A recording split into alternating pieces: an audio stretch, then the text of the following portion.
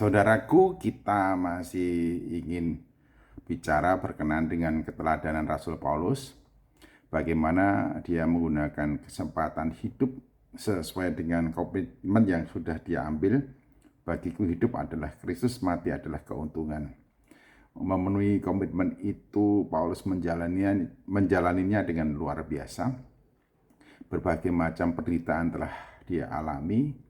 Dia dipukul berkali-kali, di 40+1, dimasukkan ke dalam penjara. Dia bersaksi acap kali dia tidak ada sesuatu pun untuk dimakan. Dia juga terombang-ambing di tengah lautan berhari-hari. Dia dipenjarakan, bahkan ia mengalami berbagai macam kesulitan, penderitaan dalam perjalanan pelayanannya.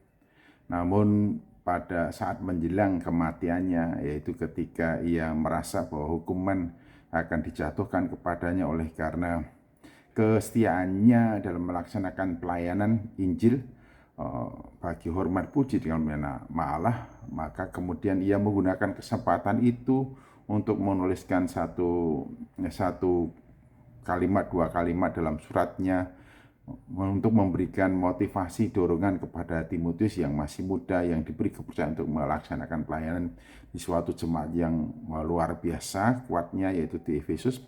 Dia memberikan pesan kepada Timotius demikian dalam 2 Timotius pasal yang keempat, ayat yang ke-6, 7, 8. Sesungguhnya pesan disampaikan melalui kesaksian hidupnya. Melalui kesaksian hidupnya, dia mengatakan demikian. Mengenai diriku, darahku sudah mulai dicurahkan saat kematianku sudah dekat.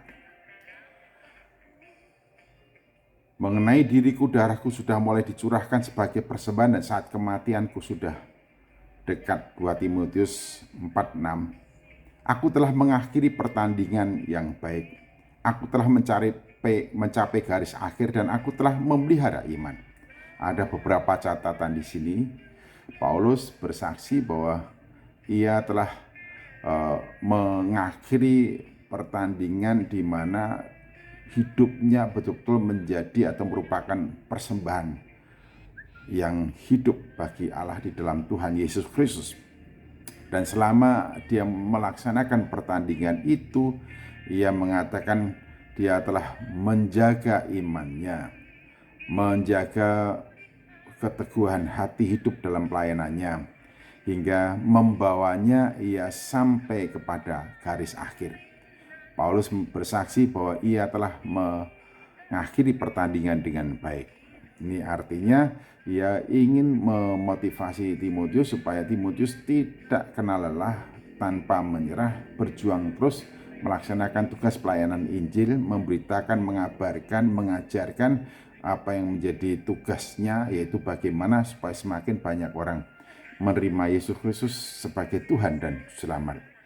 Memang dimungkinkan dalam melaksanakan tugas pelayanan itu mengalami berbagai macam kesulitan, hambatan, rintangan, dimusuhi, dipojokkan, diperlakukan secara tidak adil. Namun keteladanan Paulus menjadi pembelajaran dan sekaligus menjadi panutan bagi Timotius untuk terus berjuang sampai akhir.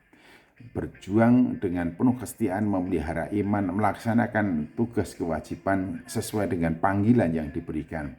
Pada saat itu ia menggembalakan satu jemaat di mana di dalamnya terdiri dari orang-orang yang begitu pinternya, oleh karena memang di Efesus perkembangan peradabannya luar biasa, kebudayaannya luar biasa, pendidikannya juga luar biasa. Bahkan di sana begitu banyak filsuf-filsuf Yunani yang memberikan pengaruh sangat luar biasa juga.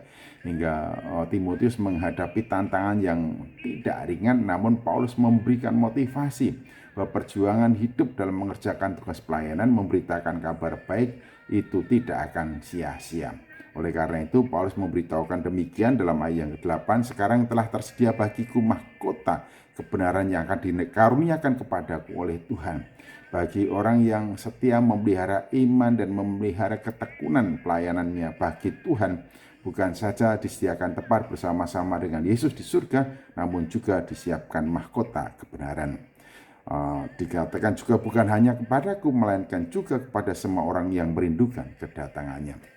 Hari kedatangannya menjadi kebahagiaan bagi setiap orang yang berjuang di dalam Kristus, yaitu bagi pejuang-pejuang iman yang penuh setia melaksanakan tugas pelayanannya. Kiranya Bapak, Ibu, dan saudara-saudaraku semuanya akan terus berjuang mengakhiri pertandingan dengan baik, memelihara iman, dan dengan teguh melaksanakan tugas pelayanan yang dipercayakan oleh Tuhan Yesus. Amin.